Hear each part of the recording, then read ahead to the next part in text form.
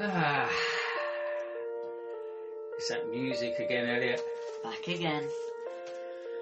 Time for another podcast. What do you reckon? Yeah. Listen to that. Lovely. Shall we chat about another random subject from everyday life? Oh, yeah. Yeah, let's do that. Shall we talk about budget hotels? Yeah. Okay then. Let's go. Well, welcome folks to Everyday Life, episode 3, Budget Hotels, with myself, Dustbin Dave, and my assistant, Elliot Clark. Hello, Elliot. Hello. How are you this evening, Elliot? Feeling groovy. Feeling gravy? Well, that's a great start, that. So, what is the first question we should talk about? Well, first question to kick things off. What do you like or dislike about them? Well, basically, we're going to discuss Travelodges and Premier Inns tonight, just as members of the public. So, I think what we like about them, firstly, the locations, how near they are to the city centres or to venues you want to go to. So, they're certainly very handy locations. And, of course, the prices as well. Reasonable prices, aren't they? Yeah. So, I mean, you could, as long as you, especially if you book in advance, you can get some really good deals in advance. But obviously, I have noticed, like with the recent Oasis concert, probably all budget hotels around those areas, they could be bumping up their prices. So yeah, it certainly pays to get in early with them as well. And yeah, what else do you think, Elliot? What do you like about the Premier Inns or Travel Inns that you have stayed in the past? Oh, well, they're quite homely, in a way. Yeah, they are really, aren't they? And, of course, they're perfect, I think, for short stays. Oh, yeah, perfect. If you want to see, I don't know, for example, if you've got some relatives to visit, or if you're going to a concert or to a football match and it's away from your normal area, then really it's a perfect overnight stay just in the basic travel lodge. That's all you want at the end of the day, just somewhere to sleep for the night, somewhere basic, somewhere cheap to stay in. So that's what I like about them. Is there anything you'd like to add to that, Elliot? Or Oh, well, I agree. Yeah. What you said, really. And about disliking. Oh. Is there anything off the top of your head that you dislike about Travelodges or Premier Inns? Well, sometimes the beds, they can be quite uncomfortable. Yes. You actually, and especially as you're one of the younger people who go to Premier Inns or Travelodges, your beds have been quite uncomfortable, haven't they? Yeah, more like door frames. Yeah, like sleeping on a door frame. So when we stay in one, that's probably the first thing you try, isn't it? Definitely. Some are good, some are comfy. Yeah. The last one we stayed at was quite comfy, wasn't it? Yeah, best I've ever had. That was a Travelodge, but previous ones for the teenager's bed or for the child's bed, that has been quite hard, hasn't it? Yes. Literally like sleeping on a door frame.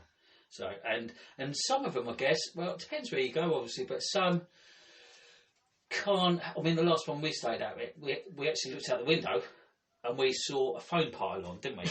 Yeah, that wasn't great. So, not exactly the best sort of views. Are often some of them are like you're in industrial estates, or whatever. So that's probably what we dislike. But overall, for a budget break, you get what you pay for. And it's perfect for what you want it for. So that's what we like. We like them for the short stays, if you're staying in an area or going to a gig. So, what about the next question, Elliot? Well, next question. Where have you stayed in these hotels? Well, I'm sure a lot of listeners out there, or the listener, it might be, have stayed in various Travelodges and Premier Inns up and down the country. And well, the ones we've stayed in with our family, Elliot, we've stayed in a handful now, haven't we? Yeah. Have you got a favourite one? Because I can think of one off the top of my head that's probably our favourite. See if you can think. It doesn't matter if not. One in Dover. Yeah, oh yeah, that one. Actually, I forgot about that one. Yeah, that had a good view. Oh, wow.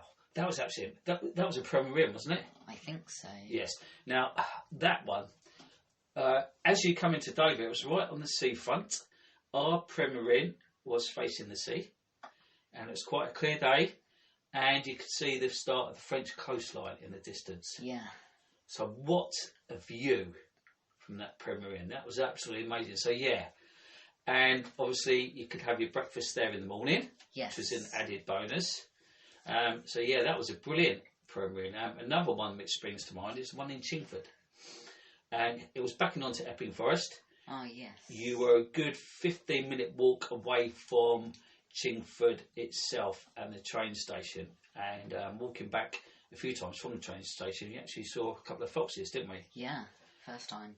And that had a brewer's fair attached to it as well, didn't it? Yes. So that's really handy if you've got a little pub attached to it, so you can just go in there for an evening meal, or that's where you normally have your breakfast.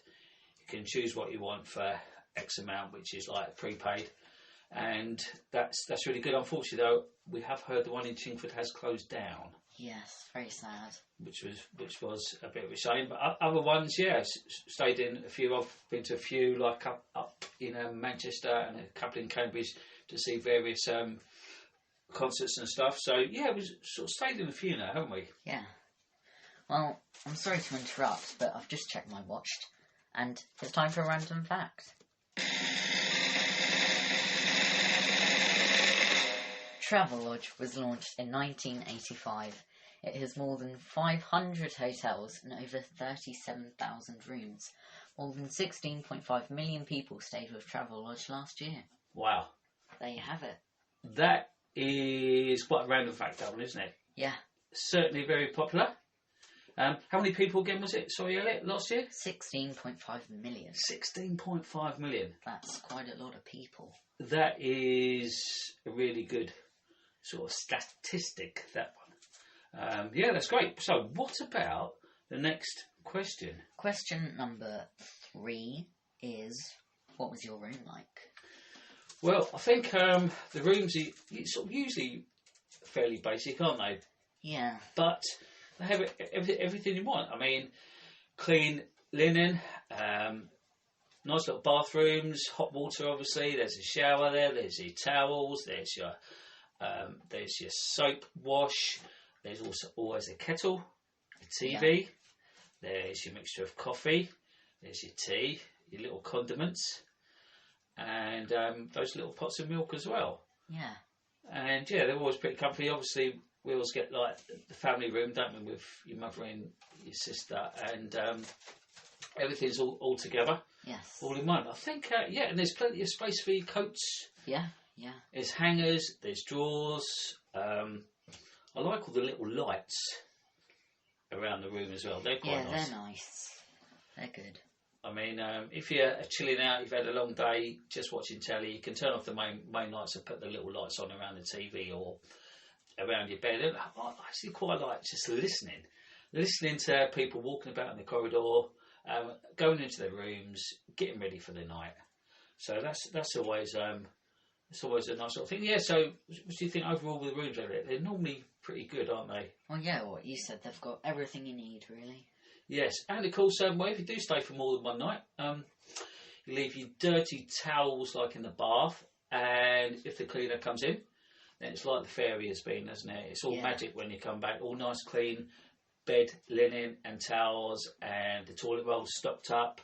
You normally have to ask for your coffee and tea condiments, so we normally sort of go down and ask for them as soon as they're running out, because that's really nice having, instead of going downstairs to the bar, or if it is connected to a pub, waiting for your cuppa there, you can make an early morning cuppa and just have that before you go and get your breakfast or go about your day. Yeah. Tick tock, it's random fact o'clock. Oh, random fact o'clock. It was Travelodge's last time, it's Premier Inn now. Premier Inn has more than 800 hotels with over 72,000 rooms. It operates in a variety of locations, including city centres, suburbs and airports, and they were established in 1987. Oh, that's interesting. very. Well, yeah. Obviously, they are located in all sorts of areas. Handy for people going abroad. Yeah. At the airports. Yeah, I think, and of course in the suburbs, sometimes, the ones we have stayed in seem to be like in the middle of an industrial estate. Yeah. Whatever, like we mentioned before. But it just depends where you go. You can find some brilliant locations for them. Yeah.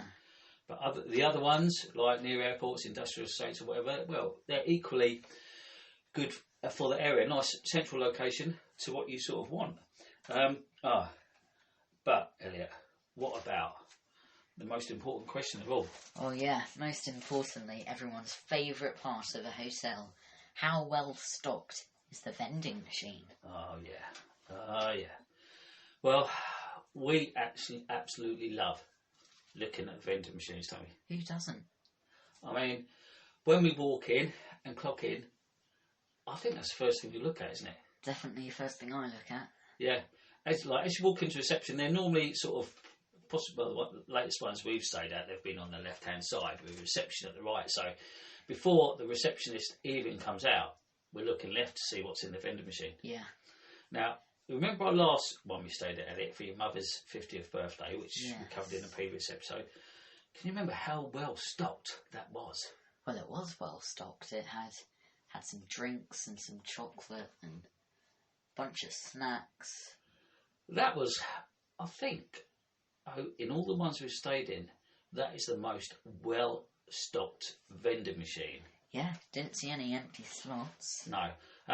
It was a little bit hard to use, I found. I had to get your mother to help me with that, because I think it was card payment only, like a lot of places now, so you had to put in a certain code first and then press it. And just changing the subject very quickly from the vending machines. The doors, sometimes in Travelodges and Premier Inns, I do have a problem with. I'm not sure if anyone else has that problem. You have to swipe it and wait for the light to come on. Sometimes that light doesn't come on, and you're just trying for a good few minutes to get through that door. So the key doors can be a bit of a problem sometimes. So you've found that as well, Elliot, haven't you? Yeah. But overall, with the vending machines, mostly they're pretty stocked up, aren't they? Yeah. I can't think of one where it's been really empty. No, me neither. I mean, probably the really busy places. If there's a special event going on, they're probably going to be raided and probably very popular, so they're going to go down quicker. So instead of a full stock of cans in one section, say 6 or 7 cans, there might just be 1 or 2 left, but just depends really. But most of the time they're pretty stocked. You can get a drink, you can get water, obviously crisps or chocolate, some little snacks, biscuits, and they're all fairly reasonably priced, really, aren't they? Yeah. They're all around sort of a pound an item, really, aren't Not they? Not bad. Yeah. So overall, we're sort of very impressed with the vending machines, which is a very important part of your Premier Inn or travel lodge experience. And I'll tell you what, we love doing, Elliot, isn't it? If it's late at night, or not too late, but about 11 p.m. Oh yeah, perfect. And we're on holiday, we've walked down there in our dressing gowns to get a drink or a bar of chocolate in your dressing gown, vending machine, and then back up into the room to finish what you were watching on TV. So that's always a bit of a highlight, isn't it? Yeah, can't beat it. Yeah, you can't beat a decent vending machine in a travel lodge or a Premier Inn. That's right. Yeah. Well, is there anything else you'd like to add about your past experiences, Elliot, in Premier Inns or travel lodges, or do you think we just about covered what we wanted to say tonight? I think we've pretty much covered everything. Yeah. I think we probably have for the moment. Shall we do just a little summary? Yeah, recap. Well, overall, budget hotels, we give them the thumbs up. They're nice and simple, they're easy to book, and so handy for those short stays. So, thanks for listening, folks. Thank you. And goodbye to Elliot. Bye-bye.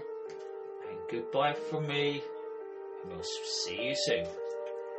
Goodbye.